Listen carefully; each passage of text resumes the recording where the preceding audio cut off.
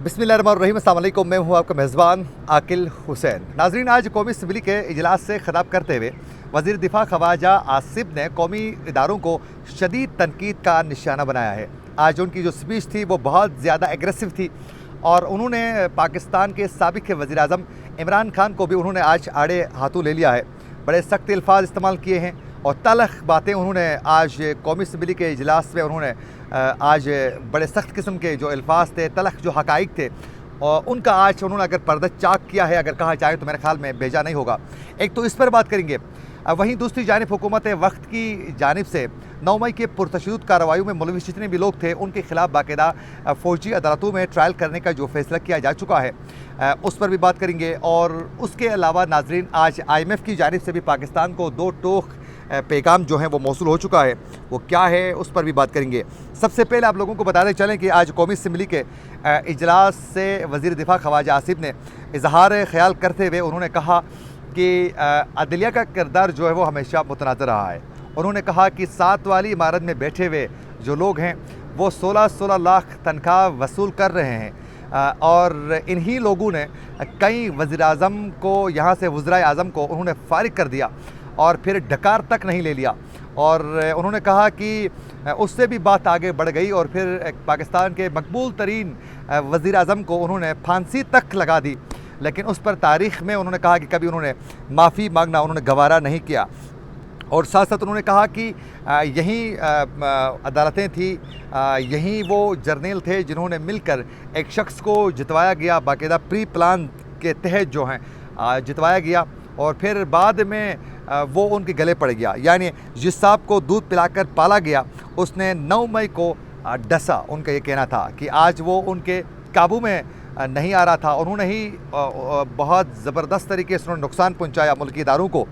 तो उनका ये कहना था कि मुल्क में जो है जो पार्लियामेंट है वो मजबूत नहीं है और वहीं दूसरी जानिब जो हैं जो हल्के हैं जिसमें अदलिया है, फ़ौज है, ब्यूरोक्रेसी है और फिर एस्टेब्लिशमेंट है, ये सब जो हैं वो मजबूत हैं, लेकिन पार्लियामेंट मजबूत न होने की वजह से सब कुछ हो रहा है।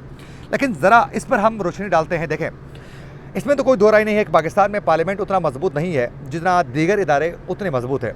और ये भी एक हकीकत है कि जो पार्लियामेंटेरियंस है उनकी तनख्वाहें जो हैं वो इतनी ज़्यादा नहीं है जितनी सेक्रेटरीज़ की और दीगर जो अदलिया में बैठे हुए जज साहिबान हैं उनकी जो तनख्वाहें हैं वो इतनी जो हैं जो पार्लियामेंटेरियंस हैं उनकी तनख्वाहें और मराआत उतनी ज़्यादा नहीं है जितने ये एस्टेब्लिशमेंट में बैठे हुए लोग और फिर जो अदलिया में बैठे हुए लोग हैं वो जो इतना इंजॉय कर रहे हैं प्रोटोकॉल को, वो इतना उनके पास नहीं है। ये तो एक तलख़ हकीकत है।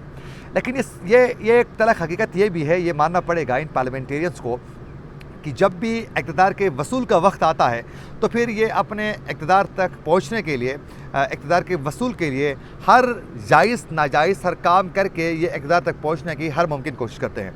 ज़रा मिसाल ले लें, पाकिस्तान में आर्मी चीफ़ की तैनाती का मामला हो तो यहीं वो सियासी जमातें हैं, यही ख्वाजा आसिफ की पार्टी है, मुस्लिम लीग नून है या फिर पीपल्स पार्टी है।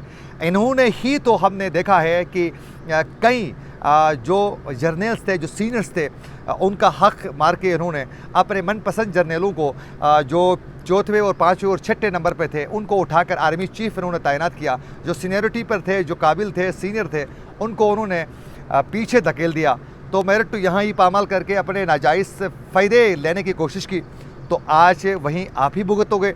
अगर आप खुद जो पार्लियामेंटेरियंस हैं वो अगर कोशिश करें पाकिस्तान में वो अदल के निज़ाम को बेहतर बनाने के लिए अच्छा अपना किरदार दिखा दें, अगर वो ये कोशिश करें कि पाकिस्तान में निज़ाम ज़िंदगी को बेहतर बनाने के लिए कवानीन और फिर आइनी जो चीज़ें हैं उसको बेहतर तरीके से इम्प्लीमेंट करवाने की कोशिश करें तो ये सब कुछ हो सकता है।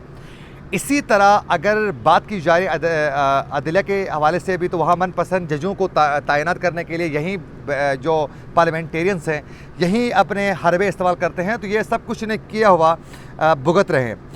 वहीं दूसरी जानिब नाजरीन अगर देखा जाए तो आपने देखा कि जो IMF है उनकी जानिब से बार बार कई तहफ़्फ़ुज़ात आने के बाद अभी तक जो मामलात हैं वो तय नहीं हो चुके हैं और ये कहा जा चुका है कि सेनेट की कायमा कमेटी ख़जाना के इजलास में वज़ारत ख़जाना के आला हुक्काम ने बताया है कि आलमी मालियाती फ़ंड यानी IMF ने आइंदा माली साल के बजट में अदम एतमाद का इजहार किया करते हुए टैक्स वसूली के हदफ को नाकामी और पेट्रोलियम मसनूआत पर लेवी बढ़ाने का मुतालबा कर दिया है। तो आप देखें आगे क्या जाकर क्या होता है। लेकिन ये अफसोस की बात है कि अभी तक IMF के साथ मुज़ाकरात तय करने में हुकूमत कामयाब नहीं हुई है।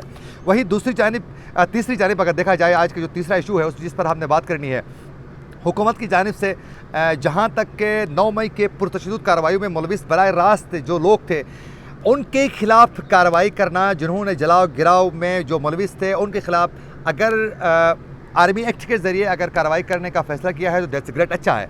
लेकिन जहाँ तक सियासी जो लोग हैं उनको भी फ़ौजी ट्रायल के ज़रिए उन पर ट्रायल चलाने की कोशिश की जा रही है, तो ये बहुत बड़ी नाइंसाफ़ी होगी। उसके अलावा इमरान खान के हवाले से भी कहा जा रहा है कि आने वाले दिनों में उनके ऊपर भी बाकायदा आर्मी एक्ट के ज़रिए जो हैं वो इस पूरे कार्रवाई को आगे बढ़ाने की जो कोशिश और बाकायदा जो प्लान का हिस्सा है, मेरे ख़्याल में ये नाइंसाफ़ी होगी और ये नहीं होना चाहिए। अगर आज वो आर्मी एक्ट का गलत फ़ायदा उठाकर इसका ट्रायल करके इसको निशान इबरत बनाने की कोशिश करते हैं तो कल वो भी इसके जद में आ सकते हैं, तो उस वक्त मेरे ख़्याल में बचना नहीं होगा। तो मेरे ख़्याल में वो फैसले ना करें, वो कोशिशें ना करें, वो हरकतें ना करें, वो कारतूत अपने ना दिखाएं जिससे कल आपको शर्मिंदगी का सामना करना पड़े। बल्कि हमेशा कोशिश यही होनी चाहिए कि जमहूरियत की बका के लिए, जमहूरियत की प्रोटेक्शन के लिए आपके किरदार जो है वो वाज़ेह होना चाहिए, ताकि आने वाले दिनों में आपकी जमहूरियत मजबूत हो और सियासत मजबूत हो।